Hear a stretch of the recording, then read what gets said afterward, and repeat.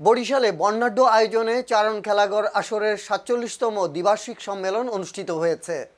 নির্যাতন নিপীড়ন করব শেষ, শিশুর হাসিতে ভরবে দেশ এ স্লোগানে রোববার ২৪ মে নগরীর Kashipur high school and college auditorium কক্ষে ২০২৬ সালের এই সম্মেলনের আয়োজন করা হয়। এতে মুক্তিযোদ্ধা মরহুম কাজী গোলাম সারোয়ার তোতাকে মরণোত্তর সংবর্ধনা, মুক্তিযোদ্ধা মুকুল চন্দ্র মুখার্জিকে সম্মাননা স্মারক উপহার এবং খেলাঘর আসরের কৃতি শিক্ষার্থীদের মাঝে সম্মাননা স্মারক উপহার দেওয়া হয়। চারণ খেলাঘর আসরের 2026-28 নবনির্বাচিত কমিটিতে 37 জন স্থান পেয়েছেন।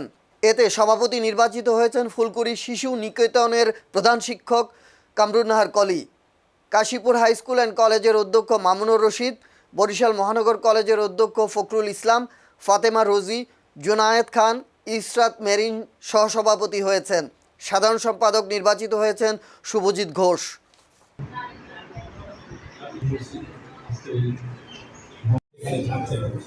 কারণ নির্বাহী দায়িত্ব পালন করে সংগঠনের সাধারণ সম্পাদক, তার বিজ্ঞপ্তি একদম ফাঁকা, আর অন্তত একজন নিরীক্ষক তার সহসভাপতি অধ্যক্ষ মামুনুর রশিদ, সহসভাপতি সহসভাপতি অধ্যক্ষ মামুনুর রশিদ, সহসভাপতি অধ্যক্ষ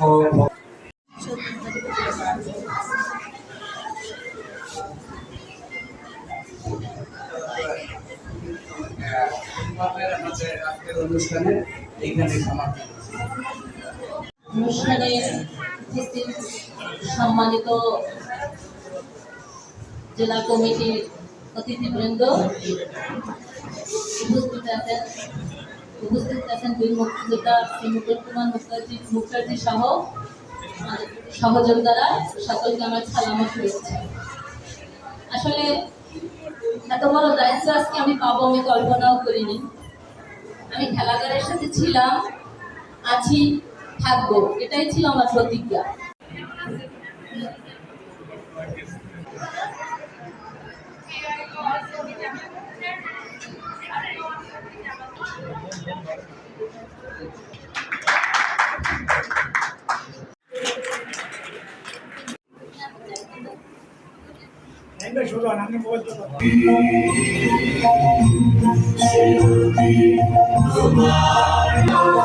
আমার